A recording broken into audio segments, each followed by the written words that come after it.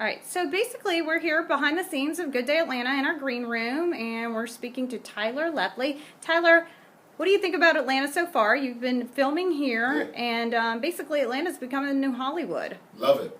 You know what, my first season down here, I felt a little bit displaced. You know, I was just working, didn't know anyone, and it was kind of like, whatever. But the second season, third season, I started meeting more people, I started getting out. I went to Gladys Knights. What's it called? What's the restaurant? Chicken and, what is it? It's Gladys, waffles? Chicken Gladys and waffles? Knights something, right?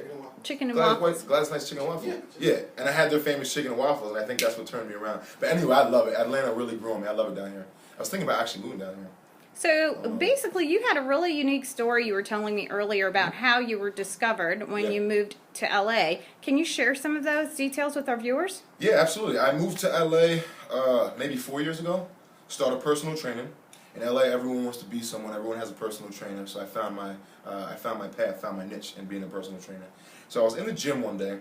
A dude named Charlie Materas, a New York cat, came up to me and said, "You know what? I'm having a really hard time casting this one role in a small film that I'm producing.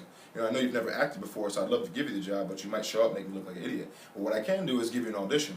So I took it, went on the audition, didn't really know what I was doing, had no background in acting before. Thought I did poorly, but I was surprised that I actually could act because I booked it, and that was the start of my acting career, I guess they say. What words of inspiration do you have for young actors or anyone trying to, reach their dream? Two things. One, you definitely have to have a big ear for listening to yourself or your inner voice. There's going to be a lot of no's, there's going to be a lot of people that tell you you can't do it, and that's really, for me, I turned that into fuel for my fire. And I made it. So one thing I would tell you is definitely stay true to yourself, believe in yourself, and don't go to outside sources for validation. You don't need that. You know what I mean? Believe in yourself. And the second thing is, a lot of people want to start, myself included, I always, I feel like I'm behind the 8 ball a little bit, so I kind of wish I could go back and maybe start it as a kid.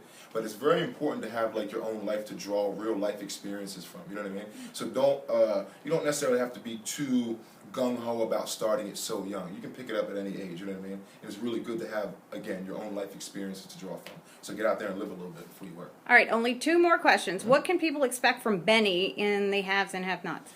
We can definitely see a little bit more of his layers. You know, when it first started out, and I know this from experience, anytime you have a great relationship with your mother, as I have in real life, you get labeled as a good boy or a mama's boy, and Benny was definitely that.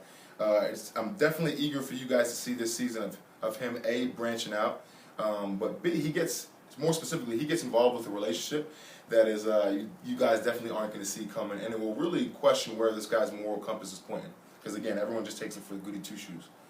All right, and the final question, this one's for all the ladies out there. Are you single? I am single, yeah. All right, what are you looking for in a woman? Confidence and, an ability to think outside of the box, I think.